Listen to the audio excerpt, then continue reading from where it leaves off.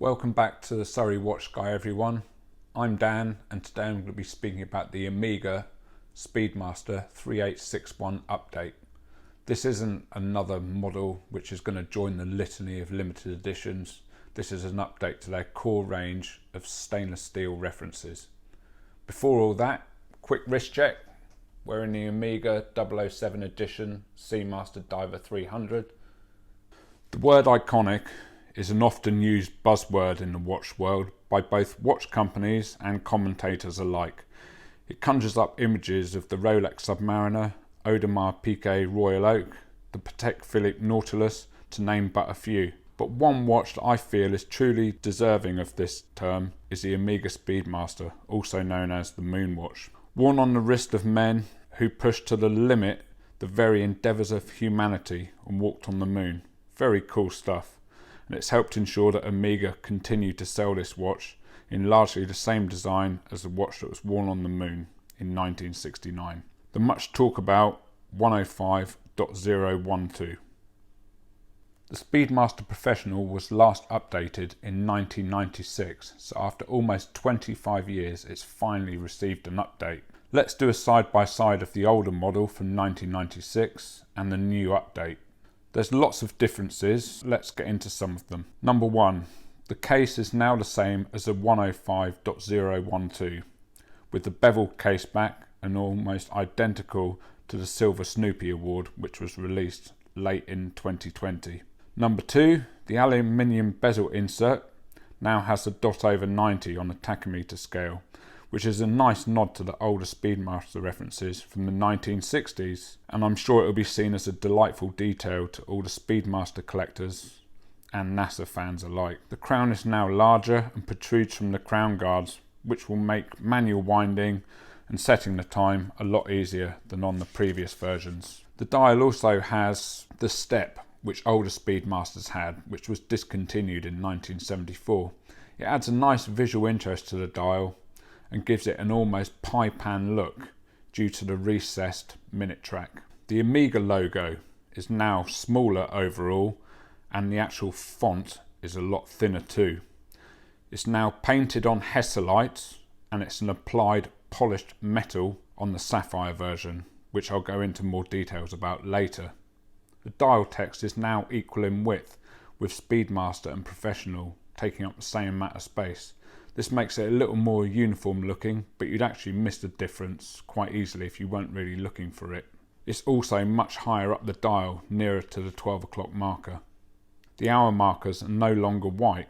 When I first saw the press release photos, I thought it was like a faux patina, but it's actually a very subtle green. The hour and minute hands are still very much a classic white baton style, but the counterweight on the chronograph hand is now a pointed spear-shaped affair. The caseback now has a double bevel instead of the previous, which had a single one, another nod by Omega to their vintage Speedmasters from the 1960s and early 70s. Also, Omega obviously makes reference to the fact that the watch has a brand new movement with engraving that says Coaxial Master Chronometer. The movement has been upgraded from the outgoing 1861 to the 3861, which is a manual winding chronograph with coaxial escapement. It's certified master chronometer that's approved by Metis after passing a battery of extra tests. It's resistant to a magnetic field of up to 15,000 Gauss, and it boasts a 50-hour power reserve. The biggest visual change is certainly the bracelet, and it's a massive departure from the outgoing model. It has some similarities to the older 1479 bracelet. The links are smaller, which will certainly help the bracelet to follow the contours of pretty much any wrist, and it also tapers from 20mm at the lugs down to 15mm at the clasp. Maybe it's tapering a little bit much, maybe 16 or 17mm might have made it a little nicer. The Hesselite version has an all brushed bracelet, whereas the sapphire version, to differentiate it, has some polished links on the bracelet. Lastly, it has much smaller end links than the outgoing version, which means the watch wears much more true to size and more suitable for people with smaller wrists. The new clasp is also a really nice departure from the old one, which was a very large clunky and wide affair. The new one is very slim and fits a bracelet style beautifully and does it with a small size, so it should be a much more pleasurable wearing experience. Sadly, the clasp lacks the micro adjustment that Omega have been putting on their watches the last few years, but you can make fine adjustment with a toothpick if you need to.